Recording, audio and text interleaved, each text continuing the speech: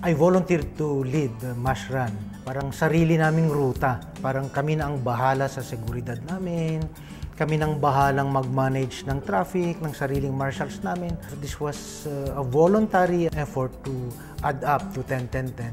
We have about 250 to 300 runners. There are civilians, of course. There are police officers. There are people from the armed forces. We have big names like Gabi and Fernando. Mga volunteers ito na nakatulong sa ating advocacy to clean the river Pasig, and they volunteered to run the longest of the distances. I saw the passion of the river goddess herself, si Gina. Hindi siya talaga titigil hanggat hindi niya nagagawa ang isang adhikain na nagmumula sa puso niya. Nabubuhay na namang muli yung aktibong pagmamalasakit at may kabuluhang pakikialam ng ating mga mamamayan para sa adhikaing nakakabuti sa ating bayan.